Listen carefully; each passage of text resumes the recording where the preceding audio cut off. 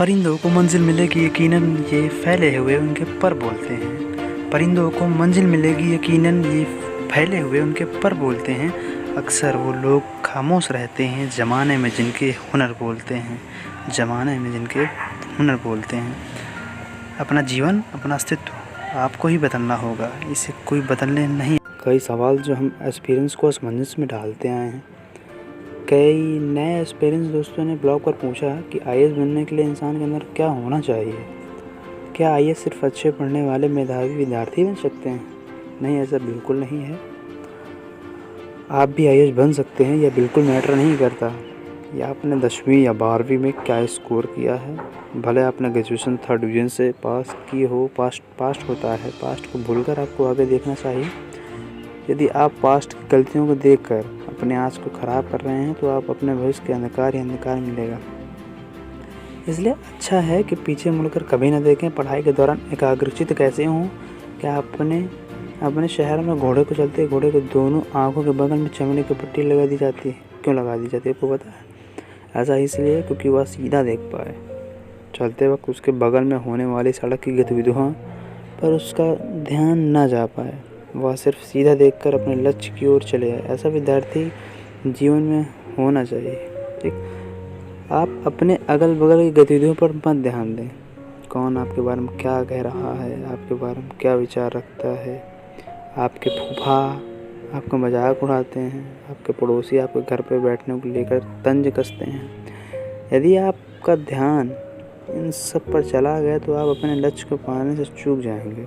आप सफल हो जाएंगे तो यही लोग आपको बधाई भी देंगे, दूसरे को कहते फिरेंगे कि देखिए मेरा भतीजा भांजा आईएएस IPS है। अंदर ही अंदर वे भले ही कूटते रहें पर शान से आपकी तारीफ दूसरों के सामने करेंगे ताकि उनका स्टेटस भी ऊंचा है। इसलिए इन मामूली फैक्टर से अपने जीवन को नष्ट मत कीजिए, लोगों को कहते रहने दीजिए।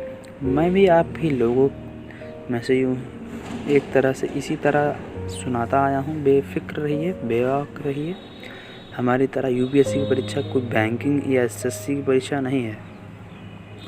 यह एक हाई लेवल परीक्षा है।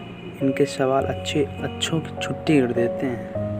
अपने लाख तैयारी की हो, 24 घंटे क्यों ना पढ़ लिया हो, पर आप जनरल नॉलेज के 200 सवाल कभी सही नहीं कर सकते। वैसे SCAT और MBA परीक्षा में लोग कर लेते हैं। इसलिए आपकी मंजिल टेढ़ी मेढ़ी और ना ही इसका कोई शॉर्टकट है।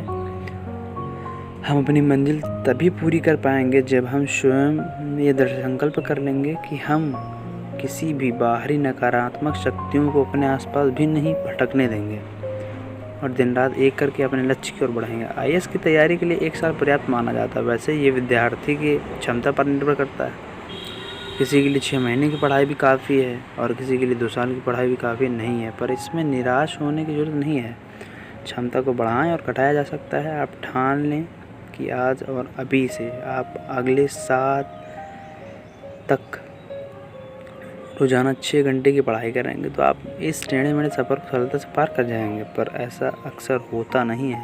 हर लोगों को मोटिवेशन लेवल अलग अलग होता है और यही मोटिवेशन लेवल हार और जीत का फैसला करता है।